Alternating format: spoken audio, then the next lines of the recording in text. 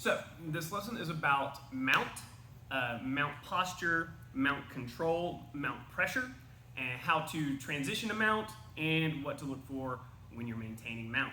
All right, so first things first, okay? Whenever you are transitioning to mount, what you don't want to do is make a big step, right? Because now, half guard, right? And honestly, half guard, if you make that mistake, is a best case scenario. Because if she just pulls the shin up and I land on it right here, she can snag my foot with her hand, right? Pull it and kick, and waiter sweep me, right?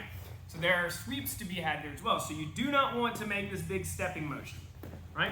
What you want to do is you want to lead with your knee across the hip, like you're going to knee on belly, then turn it up towards the armpit and slide to the armpit so that your foot goes to the hip, right? So now we're in our basic mount position, right? In our basic mount position, our opponent, they have their defense in place. They've got their elbows down, right? Their hands are in place. Our weight is on their hips, right? This is where they can execute all of their escapes. This is the worst version of mount, right? Still good, it's better than most other positions, but if you're gonna be in mount, this is the worst part of mount. This is the worst mount you can have, okay? Instead, our goal is to get their elbows up and to get off of their hips so that we are in high mount with our knees under their armpits. From here, if they extend the hips to try to bounce us, we don't go anywhere. They can't make us put our hands on the mat, right? We can control the arm, start attacking, right? Control the arm, start attacking, and they have a hard time escaping. So of course, they are going to want to not let us do that. They're gonna fight to keep their elbows in place, right? To encourage them to do things other than that, there are a couple of different ways to hold and control mount. One of them is called grapevines or angeling out. For this, I'm gonna rotate slightly this way, right? You will extend your legs, you will hook your opponent's legs, and you will stretch your own legs out, right?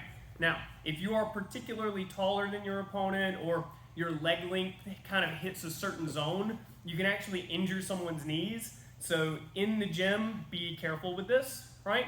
Don't just jump on somebody and then crank their legs out as hard as you can, right? It's not nice, right? You will also be driving the hips in really hard here. No part of your body should be touching the mat when you are in this position, right? You can use your hands to kind of tippy tap to support yourself, but you want all of your pressure driving in to the solar plexus, right? This takes their legs out of the equation, makes them have to push more with their arms. So when we're doing that, if they want that pressure off, they start to push with the arms. I come in, now I'm in high mount, right? Just control the elbows, drive up, okay? Our other method for if you have shorter legs or you can't win that grapevine battle, they keep escaping them, is what's called butterfly mount. For this, you will tuck, here, pull your knees up, and we're gonna rotate this way just a little bit, there we go.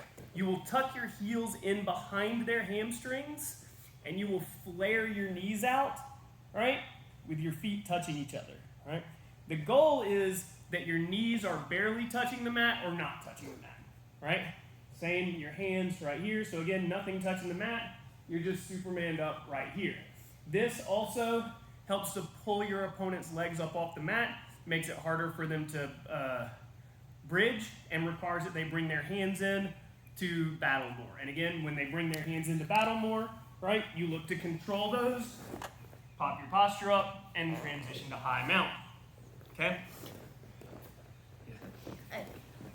So, our goal when we're in mount is high mount, because that takes our opponent's hips out of the equation and makes their arms most vulnerable.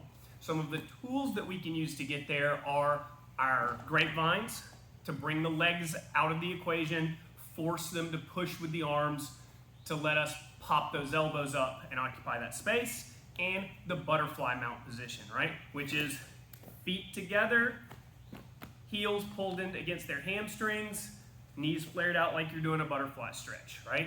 Drive the hips in, hands just used to base, right? They're only tippy-tapping the mat to give you some balance. You're not putting your weight on your hands. Your weight is always driving into your opponent's sternum or stomach, somewhere that's going to make them uncomfortable, right?